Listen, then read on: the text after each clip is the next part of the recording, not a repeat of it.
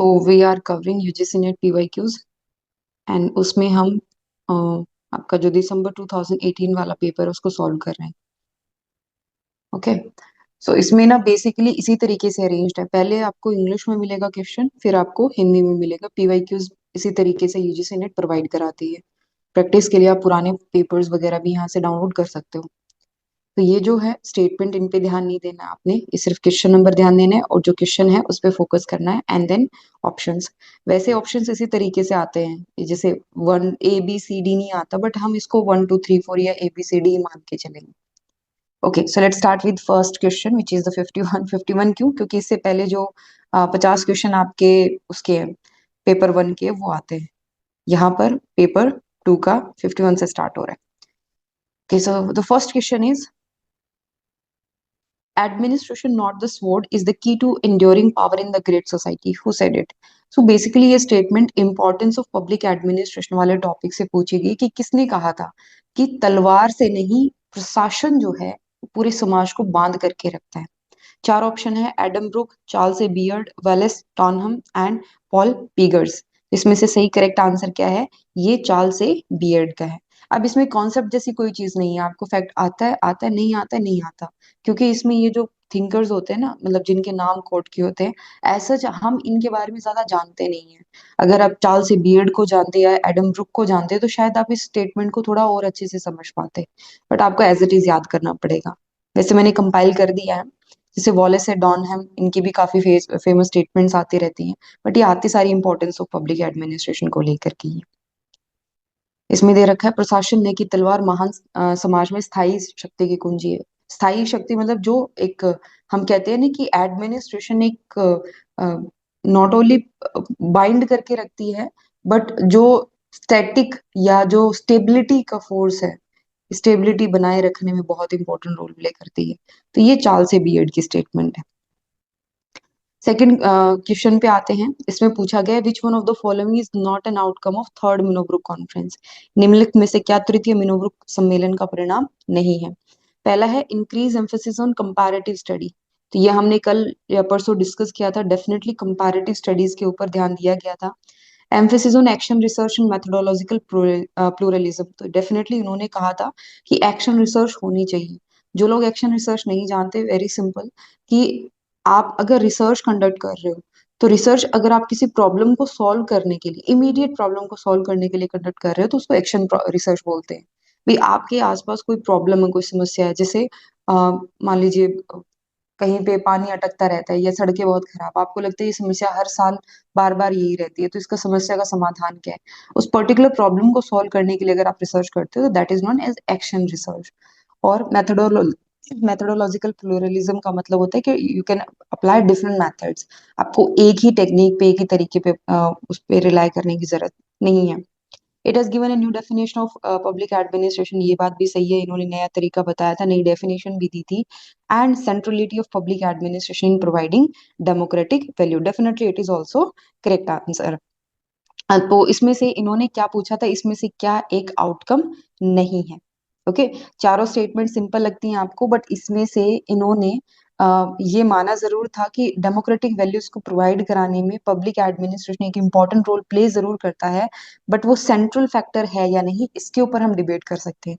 We are sure about the first 3 statement कि हाँ, comparative study पे उन्होंने फोकस करा था। बेसिकली अगर आप नहीं जानते ना, तो लेट मी टेल यू कि मिनोब्रुक थर्ड कॉन्फ्रेंस जिन्होंने ऑर्गेनाइज कराई थी, रोजमेरी ओलेरी ने, इन्होंने एक लेटर भेजा था, जितने भी स्कॉलर्स थे उन सारे स्कॉलर्स को लेटर भेजा था। और वो लेटर के अंदर बेसिकली वो पॉइंट्स मेंशन थे जिनके ऊपर वो स्कॉलर्स के साथ डिस्कस करना चाहते थे।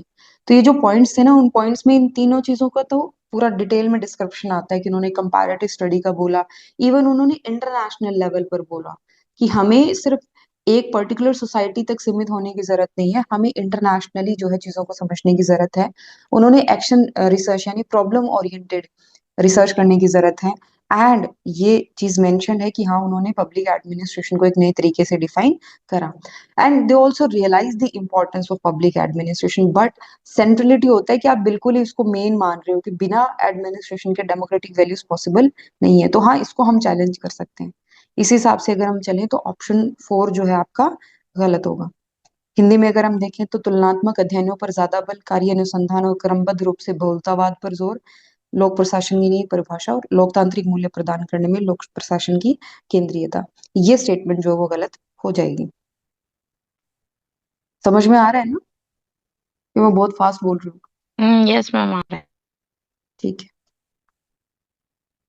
ऑप्शन यही सही है। ओके। नेक्स्ट है, which one of the following is advocated by Patrick Dunleavy. Patrick Dunleavy ने बेसिकली क्या चीज मेंशन की है? Rapid action development model, garbage can model, new public service and digital era of governance. तो जिन्होंने भी थोड़ा बहुत भी मतलब एनपीएम और उसके बाद का पढ़ा होगा वो इस स्टेटमेंट से बहुत अच्छे से रिलेट कर पाएंगे कि उन्होंने डिजिटल एरा ऑफ गवर्नेंस के बारे में बात करी थी, पैट्रिक डनलवी ने। इनकी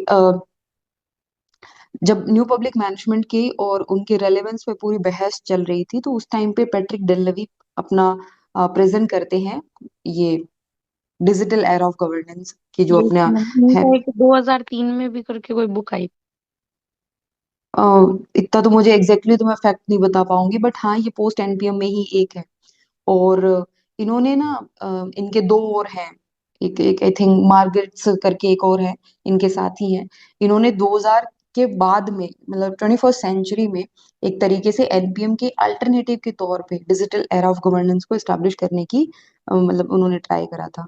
इनका ये मानना था कि हाँ अभी बिकॉज 90s के बाद में काफी ज्यादा डेवलपमेंट होनी स्टार्ट हो गई थी इंफॉर्मेशन कम्युनिकेशन टेक्नोलॉजी के अंदर।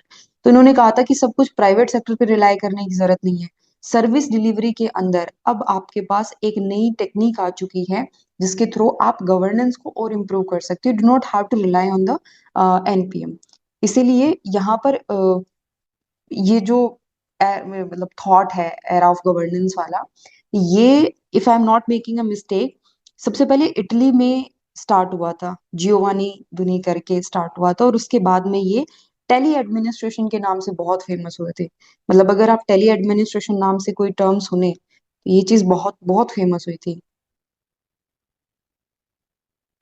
लिखा नहीं जा रहा आज फिर से।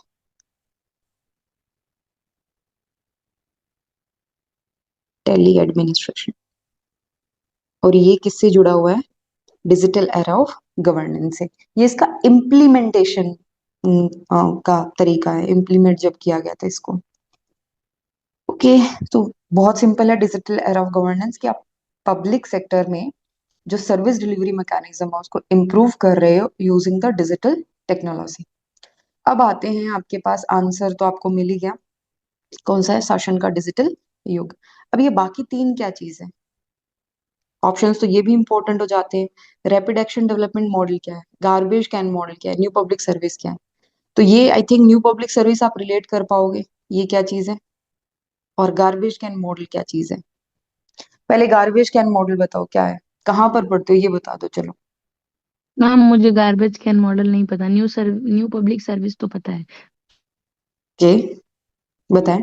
जिसमें वैल्यू जरूरी है, मतलब इसमें कहते हैं कि सरकार है ना आपको आपकी वैल्यूज को भी इसमें फोकस की जाएगी, क्योंकि मैम पीसीटी में पब्लिक चॉइस में सिर्फ और सिर्फ एफिशिएंसी पर ध्यान दिया गया था, बाकी चीजों पर नहीं।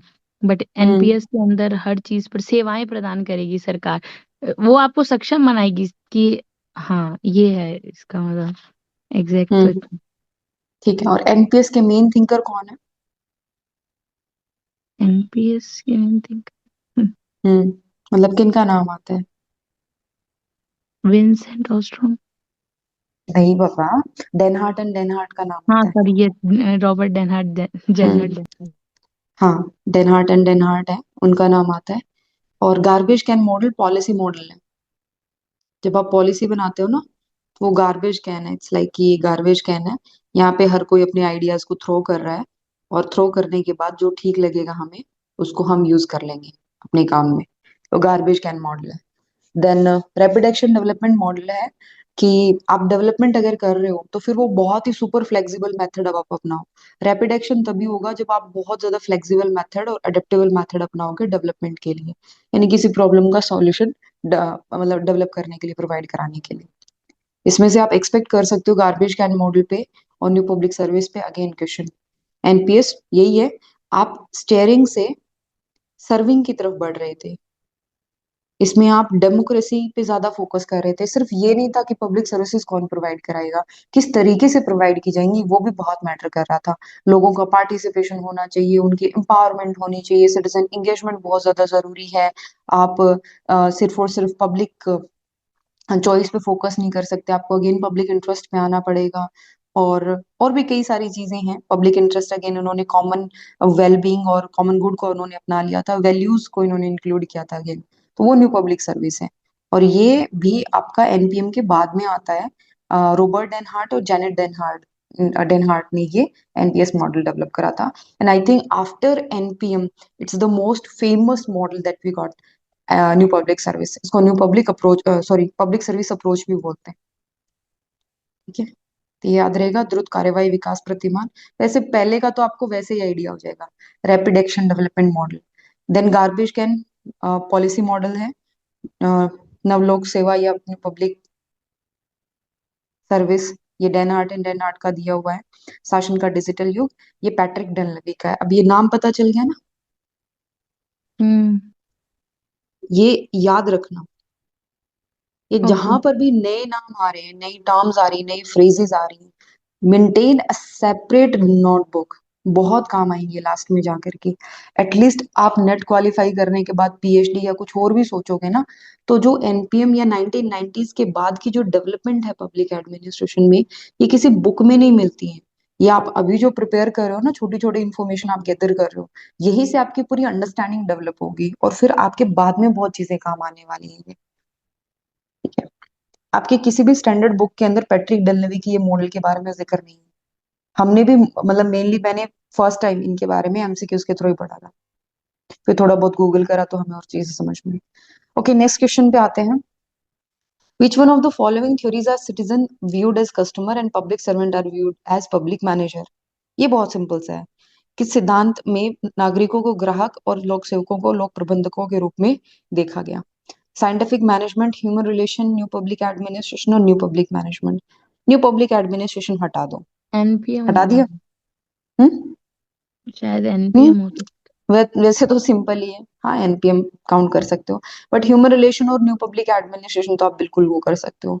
साइंटिफिक मैनेजमेंट की बात करो तो साइंटिफिक मैनेजमेंट में एज सच कस्टमर और मैनेजर का डायरेक्ट रिलेशन नहीं दिखाया उसमें गया तो है। मैम ह्यूमन फैक्टर को इग्नोर कर दिया है, ओनली टेक्निक टेक्निक और इस पे था। हाँ, उन्होंने सिर्फ और सिर्फ ऑर्गेनाइजेशन पे फोकस करा। विद इन ऑर्गेनाइजेशन उन्होंने मैनेजर और वर्कर्स के बीच का रिलेशन स्टैब्लिश किया है। उन्होंने एज ऑर्गेनाइजेशन और जो आपके कस्टमर्स होते हैं उनके बीच का एक डायरेक्ट लिंक उन्होंने नहीं स्टैब्लिश करा है। मतलब प्राइमरली तो नहीं स्टैब्लिश करा है उन्होंने। तो साइंटिफिक मैनेजमेंट ऐसे नहीं है। हालांकि कुछ जिन्होंने बिल्कुल ही बेसिक पढ़ा होगा तो वो कंफ्यूज हो सकते हैं इसमें। बट इसका जो करेक्ट आंसर है दैट इज एनपीएम।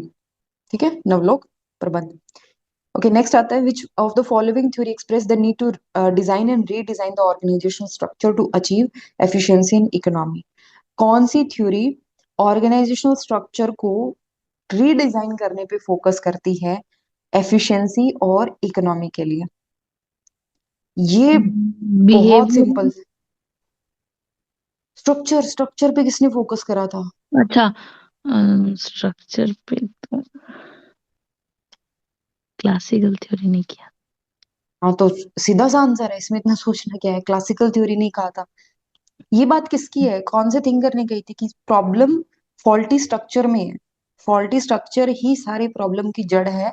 एंड उनसे बाहर निकलने के लिए हमें अपने ऑर्गेनाइजेशन को बेटर वे से अपना डिजाइन करना पड़ेगा। ये जो पर्पस, आपका प्लेस पर्सन वाला ये जो आइडिया था, ये किसने गुल्ली। दिया था? हाँ, तो ये तो क्लासिकल थिंकर्स है ना। स्ट्रक्चर हम्म। भी तो क्लासिकल थिंकर्स ही बोलते हैं। ठीक है, कार्य क्षमता हम्म। और मितव्ययिता को हासिल करने के लिए अभिकल्पना और पुनर्अभिकल्पना की आवश्यकता व्यक्त की गई, तो शास्त्रीय सिद्धांत ने करी।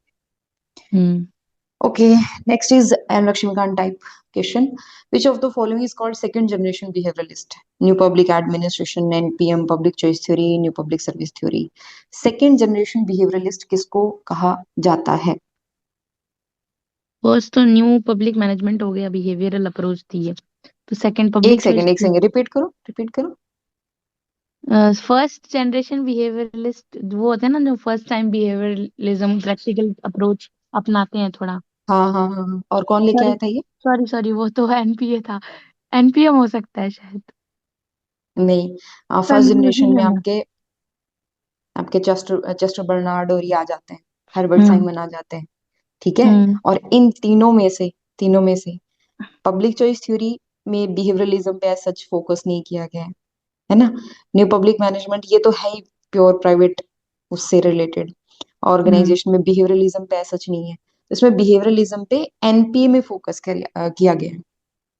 ठीक है, एनपीए में हम पढ़ते हैं ना, वैल्यूज पे हम बात करते हैं, हम्म। हम चेंज पे बात करते हैं, हम क्लाइंट सेंट्रिसिटी पे बात करते हैं, तो ये फिर आपका एनपीए का है, सेकंड जनरेशन बिहेवियरलिस्ट एनपीए को बोला जाता है। ठीक है। किसे द्वितीय पीढ़ी का व्यवहारवादी, तो नवलोक प्रशासन। लेकिन ये बार बार ये रिपीट हो रहे हैं, और अब जाकर के अगर आपको इन चारों कॉन्सेप्ट में दिक्कत आ रही है ना, तो प्रॉब्लम है। एनपीएम ये तो टिप्स पे याद होने चाहिए, public choice theory, new public service, और ये तो ओके। ये आ गया आपका मोटिवेशन थ्योरी पे question. In the ERG theory of Clayton P Alderfer, R stand for what? Resolving, relatedness, refinement and responsive. R का क्या है? समाधान, संबंधता, परिमार्जन और अनुक्रियाशील। तो बेसिकली हम जो मास्लो के 5 वो पढ़ते हैं, 5 क्या है, बेसिक नीड्स ऑफ हायरार्की, अच्छा, 5 steps of psychological hierarchy. Needs, esteem needs, social needs, है हाँ, ना। उनको चेंज करके, उसी को रिफाइन करके ईआरजी थ्योरी जो है वो हम्म। डेवलप करी गई थी, क्लेटन एल्डरफेल्ड ने डेवलप करी थी। ये आप पढ़ते हो मोटिवेशन थ्योरी के अंदर ही हो। तो इसमें सबसे कॉमन क्या लगता है?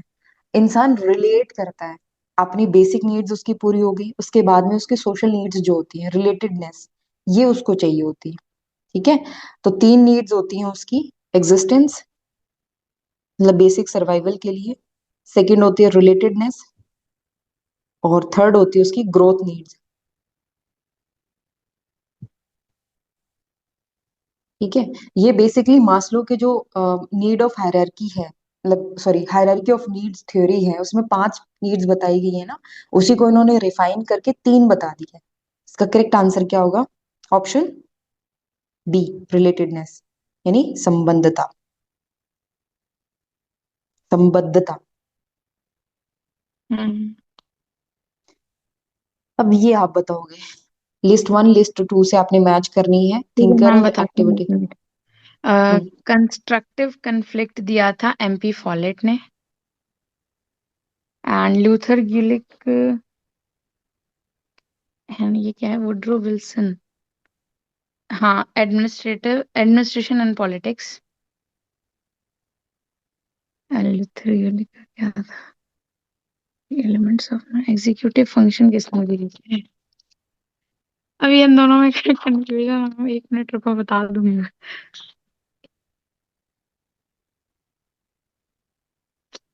एक ऑप्शन तो और दिखाओ मैम।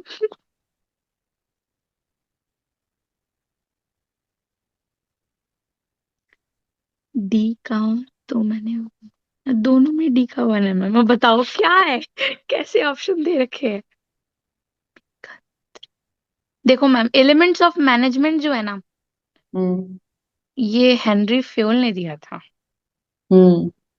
और एग्जीक्यूटिव फंक्शन, हाँ अब याद आया, इंटेग्रल अप्रोच, तो ये लुथर गिलिक ने दिया था। वाह।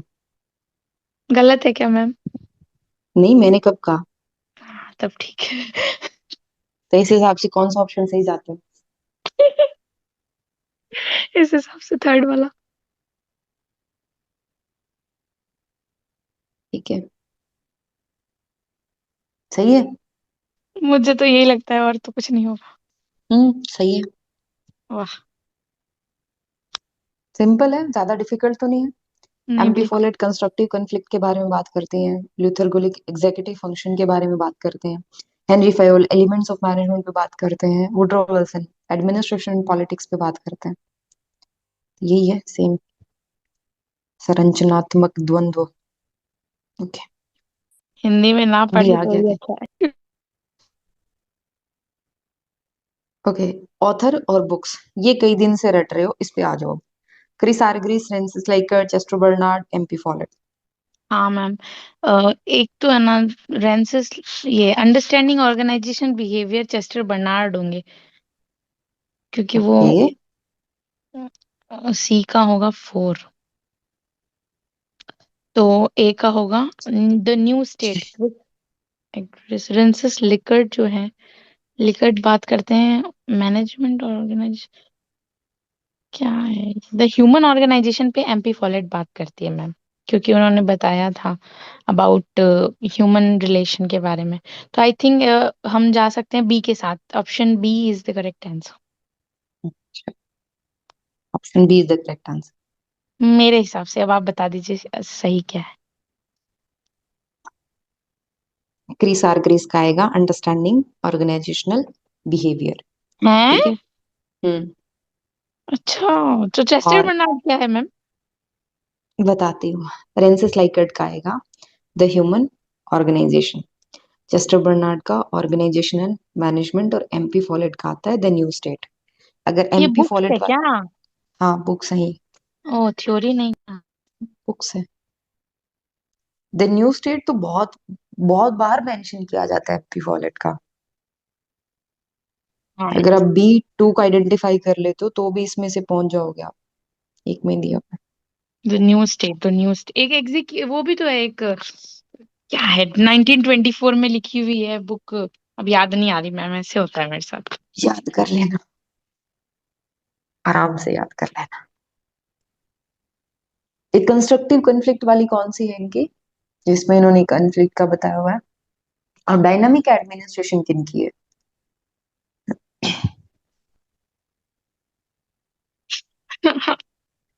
ये कंस्ट्रक्टिव कन्फ्लिक्ट 1924 वो है क्या?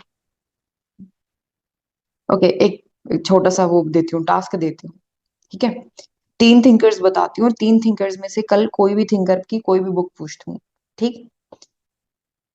ठीक है ऐसे याद मैम। कर सकते हैं। हाँ, ओके। तो पहला फॉलेट, दूसरा बर्नार्ड, फंक्शंस ऑफ द और एग्जीक्यूटिव 1938, एक ही याद है इसकी। और भी होंगी इसलिए कह रही हूँ, कम से कम तीन चार तो याद हो। और एक ठीक है। Elton Mayo.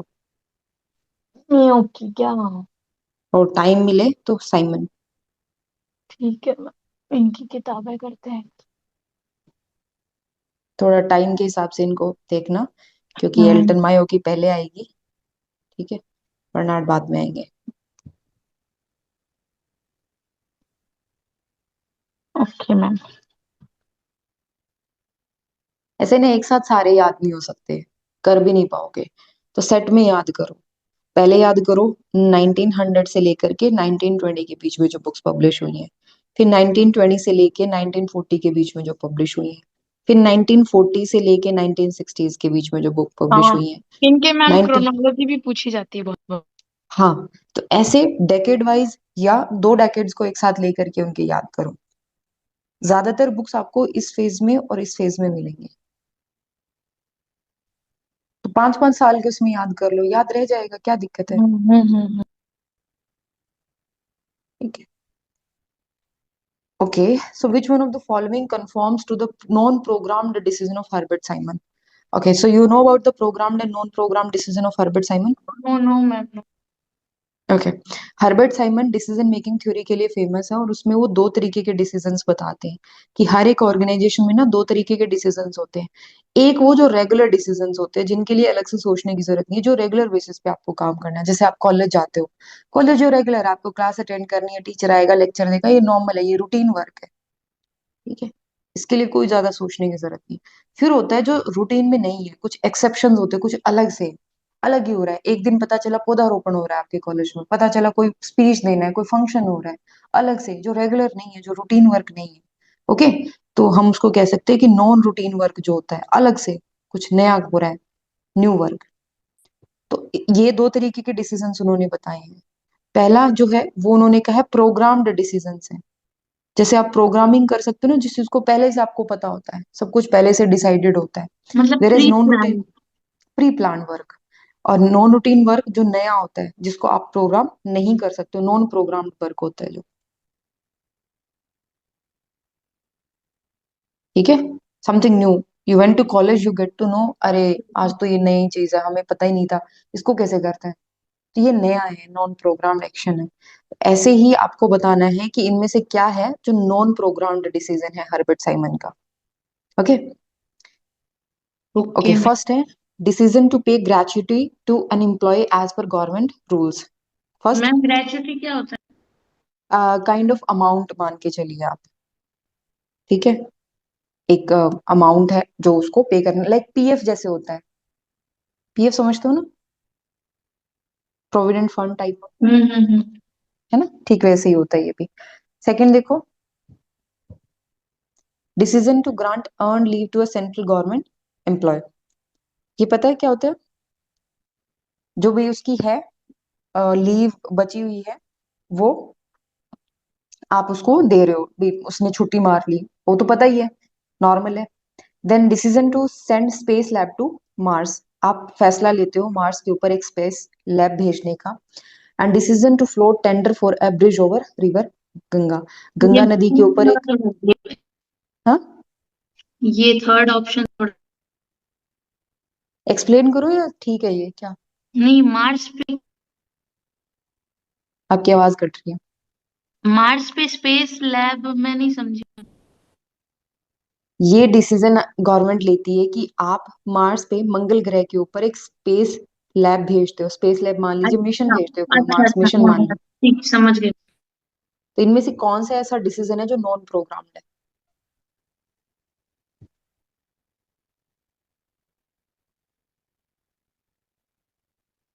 ये कुछ यूनिक हो रहा है, ग्रेचुटी पे करना, यस मैम। नया है ये। नहीं, ये तो होता है मैम, हर बार दिया जाता है एम्प्लॉयज को। रेगुलर है यूनिक। ना। अच्छा, यूनिक ढूंढना है इसमें। हाँ। तो ये आप, थर्ड वाला ही होगा ना मैम? हाँ, थोड़ा सा हम्म। ज्यादा रीजनिंग पढ़ो तुम टाइम टू टाइम। ठीक है, इसका आंसर होगा स्पेस लैब टू मार्स भेजना, ये एक नया काम है, इसको नॉन प्रोग्राम की कैटेगरी में रखेंगे। बाकी तीन जो है वो प्रोग्राम कैटेगरी में है, बिकॉज पहले भी ऐसा काम होता आया है और आगे भी ऐसा काम होता रहेगा। लेकिन हर बार अगर आपको मार्स पे भेजना है तो आपको बिल्कुल जीरो से प्लानिंग करनी पड़ेगी, हर एक छोटी से छोटी चीज बिल्कुल बेसिक से Yes. स्टार्ट होगी आपकी। क्योंकि गंगा रिवर पे तो टेंडर आते रहते हैं इसीलिए। बिल्कुल, आ जाएगा सी ऑप्शन। ओके, नेक्स्ट आता है which one of the following is not included in Willoughby's division of scope of public administration. Willoughby पता है? विलोबी ने तीन वो बताए हैं, उनमें से क्या नहीं है स्कोप ऑफ पब्लिक एडमिनिस्ट्रेशन में? Personnel, finance, organisation, purchase and supply. I फटाफट थिंक बताओ। परचेज एंड सप्लाई नहीं है। Very simple, good, purchase and supply नहीं है, बाकी तीन है। तो अगर कोई नेक्स्ट आपसे पूछ ले विलोबी के बारे में, विलोबी की बुक्स के बारे में, तो कंफ्यूज हो गए क्योंकि विलोबी की बुक्स नहीं पढ़ी है। एमसीक्यूज प्रैक्टिस करते टाइम एक स्टेप आगे रहो, रीड अबाउट विलोबी, कौन सी बुक आई थी, किस टाइम आई थी, और ये तीन स्कोप ऑफ पब्लिक एडमिनिस्ट्रेशन उन्होंने कहाँ पर मेंशन कर रखे, तीन ही है या और भी है, ये भी पढ़ो। ठीक है। ओके, नेक्स्ट बहुत सिंपल सी है, बहुत बेसिक डेफिनेशन है। Which of the following is true concerning the meaning of public administration as propounded by Nigro and Nigro? Felix Nigro का हम लेके चलते हैं। So it's a cooperative group effort in public setting, it covers executive, legislative and judicial branches and their interrelationship. It's an art and science of management as applied to the affairs of state, closely associated with numerous private groups and individuals in providing services to the community. इसमें से मुझे बताओ कौन सी statement जो है वो सही है? एक स्टेटमेंट एक पर्टिकुलर पर्सन से बहुत ज्यादा जुड़ी हुई है, अगर ये नहीं पता तो फिर नुकसान में।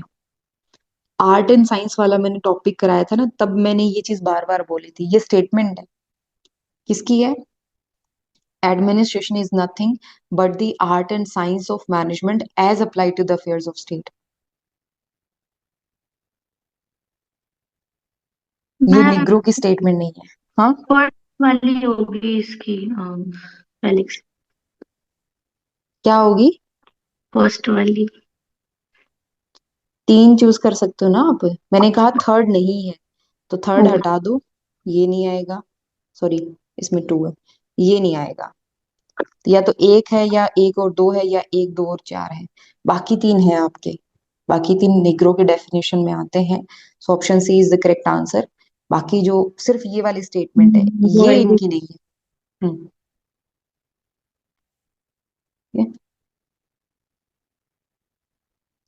ये ऑप्शन सी हो जाएगा। निग्रो की डेफिनेशन आप नोट्स में देखोगे या वैसे पढ़ोगे ना, तो इन्होंने 5-6 पॉइंट्स मेंशन कर रखे हैं कि ये पब्लिक एडमिनिस्ट्रेशन, ये पब्लिक एडमिनिस्ट्रेशन। तो इनकी डेफिनेशन को हम कहते हैं, it's the most comprehensive definition of public administration, most comprehensive. Now this is again interesting, Josiah Stamp के बारे में है। Which one of the following is not included in sir Josiah Stamp's distinction between public and private administration. मैंने पहले भी कहा था जब। मैंने बताया था कि है ना, हम्म। प्रिंसिपल ऑफ यूनिफॉर्मिटी की भी बताई है उन्होंने, फाइनेंशियल का भी बताया, मिनिस्ट्रियल रिस्पॉन्सिबिलिटी नहीं बताई है शायद। ओके, डिस्टिंक्शन पूछ रहे हैं हम। मतलब ऐसे अच्छा, पब्लिक और प्राइवेट में क्या, दोनों में आप अब यूनिफॉर्मिटी। यहाँ पे क्या कर रहे हो, देखो जैसे जैसे इस क्वेश्चन को पढ़ रहे हो ना, जहां तक मैं एक स्टूडेंट का माइंड समझ पाती हूँ, जैसे ही आप इसको पढ़ रहे हो, आप अपने हिसाब से पब्लिक और प्राइवेट एडमिनिस्ट्रेशन का लॉजिक लगाने लगते हो कि ये चीज पॉसिबल होगी, ये चीज पॉसिबल नहीं होगी। नहीं, ऐसा नहीं है, ऐसा नहीं समझना है इसको। इसमें सर जोशिया स्टैम्प ने बताए हैं कि how public and private administration are different from each other, और वो डिफरेंस बताने के लिए उन्होंने 3 प्रिंसिपल्स का सहारा लिया है। ठीक है, प्रिंसिपल ए, प्रिंसिपल बी और प्रिंसिपल सी का सहारा लिया है। इन लिस्ट में से एक चीज नहीं है जो उन्होंने मेंशन नहीं करी है। इसका मतलब ये नहीं है कि वो डिस्टिंक्शन है नहीं, डिस्टिंक्शन हो सकता है, हम अपनी समझ से उसको डिस्टिंक्शन मान सकते हैं। बट क्या वो सर जोशिया स्टैम्प ने अपनी लिस्ट में इंक्लूड करी है या नहीं, क्वेश्चन ये है। तो प्रिंसिपल ऑफ यूनिफॉर्मिटी उन्होंने बताया है, principle of external financial control बताया है, प्रिंसिपल ऑफ मिनिस्टीरियल रिस्पॉन्सिबिलिटी उन्होंने बताया है, but principle of political character एक उन्होंने डिस्टिंक्शन नहीं बताया है। ठीक है, ऐसा नहीं कि डिस्टिंक्शन है नहीं, हाँ ऐसा है कि उन्होंने हाँ। नहीं बताया है। Yes ma'am. और ये मैं बार बार रिपीट करती हूँ, पब्लिक और प्राइवेट एडमिनिस्ट्रेशन के डिफरेंस में sir Josiah stem, Herbert Simon और पॉल एप्पलबी, इनके याद रख लेना तीनों के, इन्होंने क्या डिस्टिंक्शंस और क्या फीचर्स बताए हैं। ये तो राजनीतिक प्रकृति का सिद्धांत उन्होंने नहीं मेंशन करा। Okay, who among the following is called prophet of management by Peter Drucker, Frederick Taylor, Henry Fayol, MP Follett, Chester Barnard. ये चीज तो मैंने बताई, पीटर ड्रकर के बारे में हम लास्ट टाइम डिस्कस कर रहे थे, नॉलेज वर्कर वाला कॉन्सेप्ट, याद है 2018 जून वाले पेपर में नॉलेज वर्कर का वो पूछा गया था कि who among the following has given the concept of knowledge worker. तो मैंने पीटर ड्रकर के बारे में बताया था मैनेजमेंट को लेकर के। मैम प्रॉफिट ऑफ मैनेजमेंट है ना, एमपी पॉलिट नहीं है क्या? हम्म, कैसे? मैंने पढ़ा था एक जगह इसलिए। इसीलिए कहा जाता है काइंड ऑफ ये एक क्लासिकल और बिहेवियरल, मतलब उसके बीच की कड़ी बनाती है ये। ओके, तो दूत मतलब काइंड ऑफ प्रॉफिट की जैसे संदेश देने के लिए आई है। तो मैनेजमेंट के प्रॉफिट इन्होंने किसने मेंशन करा है, सॉरी किसको मेंशन करा है, एमपी फॉलेट को मेंशन करा है। तो पीटर ड्रकर भी हमारे लिए इम्पोर्टेंट थिंकर्स हैं, हमें पढ़ना पड़ेगा पीटर ड्रकर के बारे में भी। ऐसे चीजें पकड़ते हो आप। चले आगे। यस। अभी जितने भी क्वेश्चंस हमने पढ़े हैं, ज्यादातर फैक्चुअल क्वेश्चंस आ रहे हैं। यहाँ तक ये फैक्चुअली चलेंगे, कई कई क्वेश्चंस फैक्चुअल चलेंगे, फिर आगे जाकर के थोड़ा सा ऐसा आएगा क्वेश्चन का पैटर्न जहाँ पे दिमाग लगाने की जरूरत पड़ रही है। इसका मैम रेंसिस लिकर्ट होगा, एक्सप्लोइटेटिव अथॉरिटेटिव शायद, मैंने पढ़ा था एक। ये तो सिंपल ही है, हाँ ma'am, styles of leadership. Leadership में, है ना। और कौन कौन से हैं? लीडरशिप क्यों नहीं? नहीं नहीं, लाइकट ने और भी बताया ना स्टाइल्स ऑफ लीडरशिप में। अच्छा, एक्सप्लोइटेटिव अथॉरिटी, बेनिवोलेंट हम्म, अथॉरिटी, और एक दो ही याद है मैम। चलो पढ़ लेना। ये लाइकट स्केल के बारे में जानते हो ना? नहीं जानती मैम। कभी कोई सर्वे किया? हाँ, एक ज्योग्राफी। स्केल दिया होता है, अरे वैसे सर्वे एक स्केल दिया होता है जिसमें एक तरफ लिखा होता है वेरी गुड, फिर गुड, फिर बीच में नॉर्मल, फिर मान लीजिए बैड और वेरी बैड, इस तरीके से एक वो दिया होता है ओपिनियन। अगर आपने किसी का ओपिनियन पूछना है तो आप ये उसको बताओगे कि सर आप इसमें से क्या रेटिंग देना चाहोगे, तो कोई कहता है ठीक ठाक है, ज्यादा बढ़िया नहीं है, कोई कहेगा बहुत बढ़िया है, कोई कहेगा खराब है, कोई कहेगा बहुत ही ज्यादा खराब है, वर्स्ट से वर्स्ट है। ये जो ओपिनियन देने के लिए स्केल है ना, ये जो स्केल डेवलप हुआ है, ये लाइकर्ट स्केल है। अच्छा। रिसर्च में बहुत काम आता है ये। आप किसी के ओपिनियन को आप क्या कर पाओगे, क्वांटिटेटिव डेटा के अंदर ला पाओगे। मैम अगर किसी ने न्यूट्रल दे दिया ना, बैड ना गुड, बीच में दे दिया, तो क्या कहेंगे? अरे इसके लिए अलग अलग टर्म्स होती है, लाइकेट स्केल की अपनी टर्म्स हैं, मैं तो वैसे ही बता रही हूँ आपको। अच्छा। हम्म, जैसे not good, neither good nor bad, वैसा वाला भी आता है ना।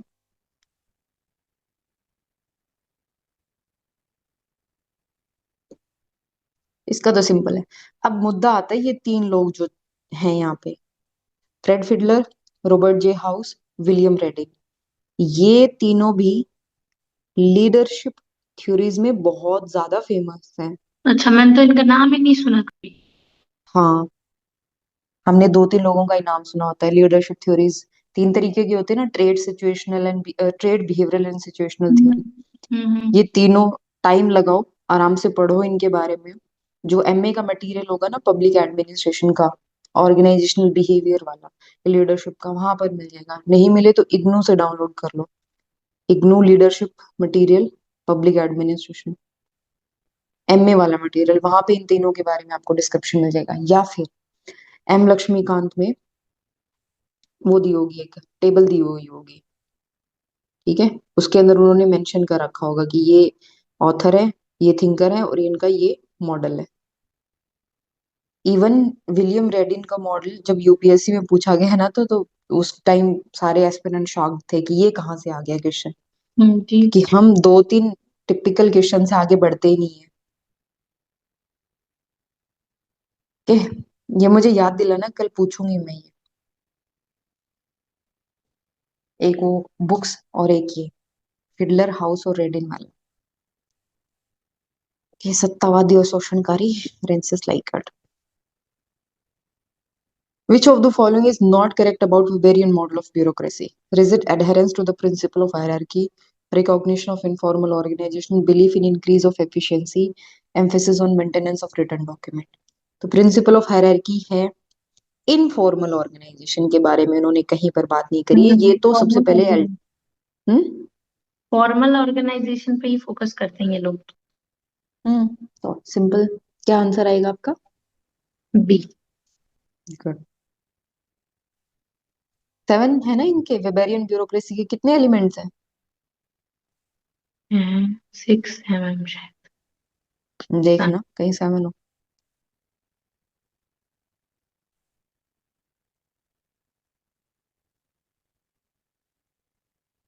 Given below are two statements, assertion and reason वाला है। Bureaucracy is a combination of organizational hierarchy and red tape.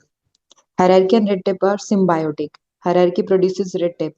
The larger the number of hierarchical level, the greater the demand for explicit rules. Okay. समझ में आ गया, B नहीं है। Hierarchy और red tapeism. First, what is red tapeism? File work में delay होना। Exactly. तो file work में डिले होना बिकॉज ऑफ एक्सेसिव रूल्स। ठीक है, हाँ। रेड टेप को ऐसे पढ़ो, एक्सेसिव रूल्स। और एक्सेसिव रूल्स होने की वजह से क्या होता है, डिले इन वर्क। इसको हम क्या कहते हैं, रेड टेपिज्म कहते हैं। ठीक है। सो हायरार्की और रेड टेपिज्म क्या है, सिम्बायोटिक है, मतलब एक साथ चलते रहते हैं। कि हायरार्की रेड टेपिज्म है, हायरार्की में जितना लेवल बढ़ता जाएगा उससे ज्यादा उन लेवल को मेंटेन करने के लिए रूल्स बढ़ते जाएंगे, रूल्स बढ़ेंगे तो रेड टेपिज्म बढ़ेगा। ठीक है, समझ में आया? Yes ma'am. तो इसमें ए और बी में क्या आएगा, कि फर्स्ट स्टेटमेंट भी सही है और सेकंड स्टेटमेंट फर्स्ट को जस्टिफाई भी करती है। ओके। नहीं यस। समझ में आ रहा, पूछ लो, मैं रिपीट कर देते पूछ लूंगी मैं। हैं। ओके। नेक्स्ट है, which one of the following is not a merit of unity of command? Speedy decision making, flexibility of action, better relation with superior, and subordinate, reduction of duplication of work. ये बताओ unity of command की इसमें से क्या merit नहीं है? मतलब वो यूनिटी ऑफ कमांड का फीचर नहीं है ऐसा? हाँ, मतलब क्या चीज यूनिटी ऑफ कमांड से पॉसिबल नहीं हो पाएगी? अच्छा, यूनिटी ऑफ एक कमांड क्या होता है? Person one is giving direction to another. Person B, हाँ, है ना? तो यूनिटी ऑफ कमांड तो यही होती है। मतलब एक बॉस होगा अकॉर्डिंग हाँ, टू लेवल। तो तो इसमें क्या होएगा? इस पे फोकस करो। हाँ, फ्लेक्सिबिलिटी ऑफ, नहीं, फ्लेक्सिबिलिटी ऑफ एक्शन तो हो सकता है ना ma'am?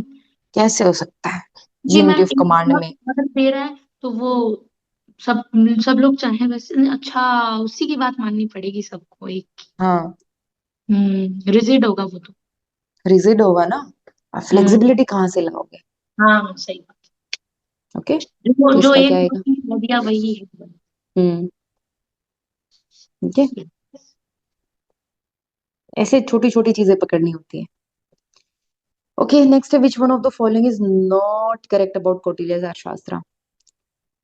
Perennial problem of acquiring and maintaining the earth, it is the art of government in wider sense. किसी ने अर्थ का एग्जैक्ट वो कर दिया है। अच्छा। वो अर्थ पैसा को मैम अर्थ पृथ्वी की तरह लिख दिया। हाँ, भूमि लिखा है इन्होंने।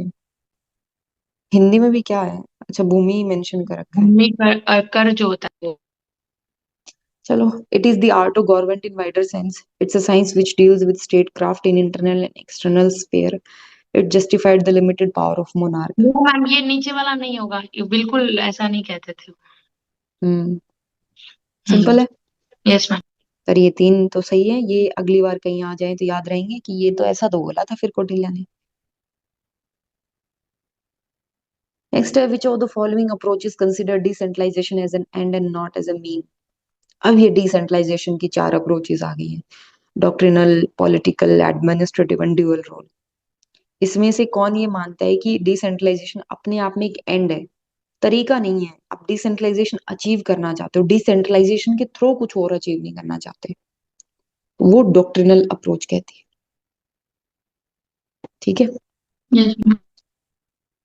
ये तो बहुत हुआ भी, आपको प्रिंसिपल्स ऑफ एडमिनिस्ट्रेशन जब आप पढ़ोगे तो वहां पर डिसेंट्रलाइजेशन की अप्रोचेस दी हुई होती हैं, उनके बारे में ही पढ़ना पड़ेगा। बाकी तीन भी पढ़ लेना, ऐसा नहीं कि इनको छोड़ दो। This is interesting. Which of the following conforms to the idea that people dislike work, have little ambitions, and are unwilling to take ma'am responsibility? Theory x वाले बिल्कुल अनलाइक करते हैं, एक्स वाले? डिसलाइक करते हैं वर्क को। हाँ, Y वाले तो हम्म। अपने मन से काम करते हैं। ठीक है, थ्योरी जेड किसकी है? याद चलो, नहीं थ्योरी एक्स और वाई किसकी है पहले बताओ। ये तो टू फैक्टर थ्योरी है हर्ट्जबर्ग की। और theory Y? Theory X and Y बताइए, मैंने जेड नहीं आती। ये हर्ज़बर्ग की है। टू फैक्टर थ्योरी किसकी है? नहीं, वो तो उसकी भी है, एक मिनट। पागल हो जाओ। एनसी ग्रेगर, हाँ, ग्रेगर की है। किसकी है? ग्रेगर की है। और टू फैक्टर थ्योरी क्या है? वो मैम मुझे पता, हाइजीन फैक्टर, और एक और फैक्टर है हाइजीन फैक्टर, मोटिवेशन। वो अलग है मैम, टू फैक्टर थ्योरी वो हर्ट्जबर्ग की है। ऐसी बेसिक मिस्टेक करोगे तो क्या होगा तुम्हारा?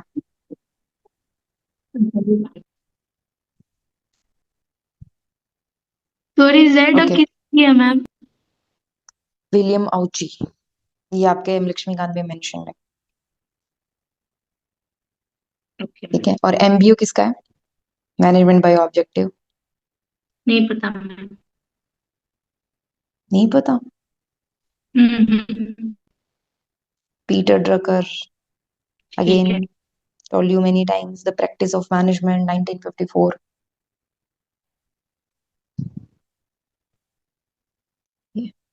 ये विलियम।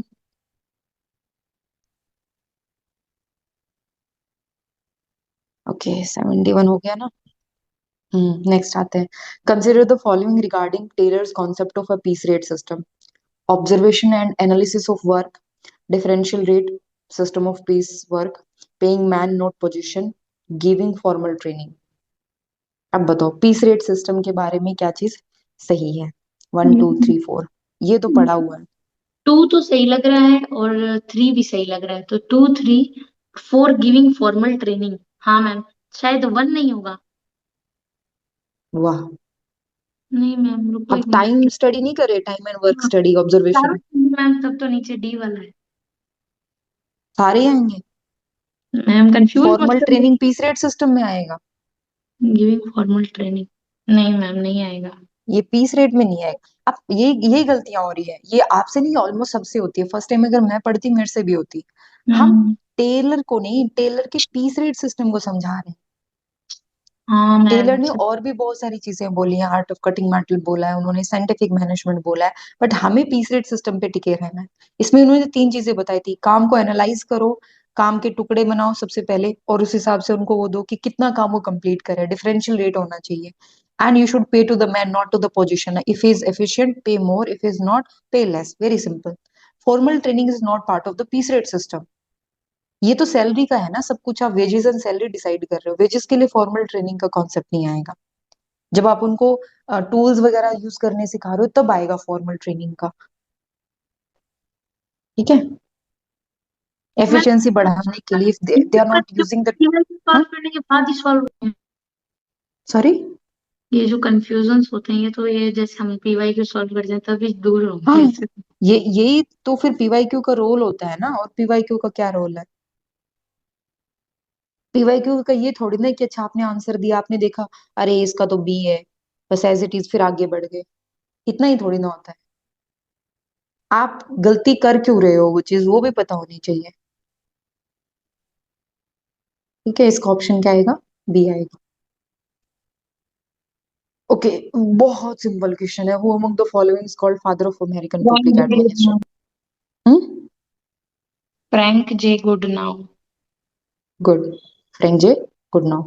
और फादर ऑफ पब्लिक एडमिनिस्ट्रेशन किसको कहा जाता है? Woodrow Wilson. I Woodrow mean, Wilson को। हाँ, father of public administration. But जो ऑथेंटिक बुक आई थी वो एल डी वाइट की आई थी। First book, first text book. Yes, 1926, introduction to the study of.